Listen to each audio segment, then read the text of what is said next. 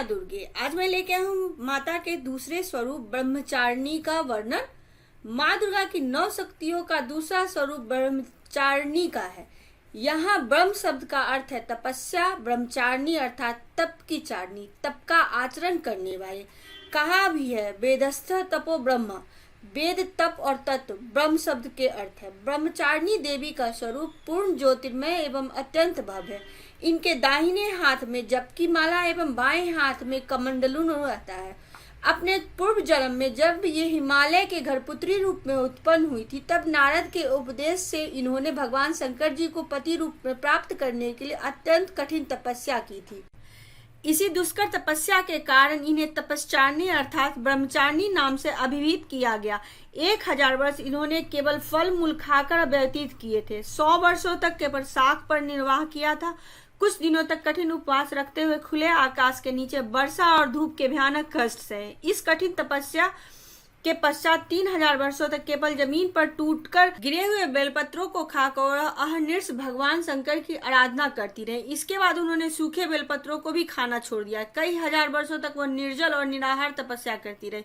पत्तों को भी खाना छोड़ देने के कारण उनका एक नाम अपर्णा भी पड़ गया। कई हजार वर्षों की इस कठिन तपस्या के कारण ब्रह्मचारिणी देवी वह पूर्व जन्म का शरीर एकदम छिन्न हो उठा। वह अत्यंत ही कृशकाय हो गई थी। उन्हें की यह दशा देखकर उनकी माता मेना अत्यंत दुखी हो उठी। उन्होंने उन्हें इस कठिन तपस्या से विरत करने के लिए आवाज दी, उमा, अरे नहीं, ओ नहीं।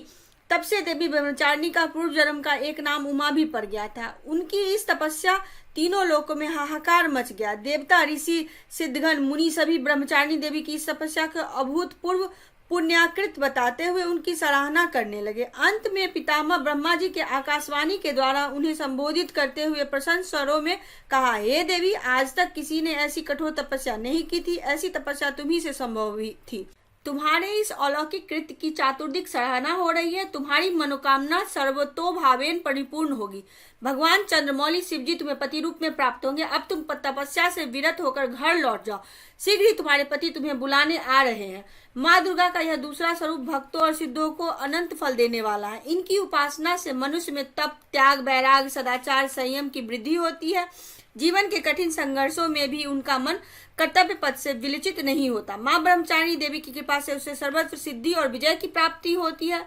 दुर्गा पूजा के दूसरे दिन इनकी स्वरूप की उपासना की जाती है। इस दिन साधक का मन सर्वनिष्ठान चक्र से स्थित होता है। इस चक्र में अवस्थित मन वाला योगी उनकी कृपा और भक्ति प्राप्त करता है।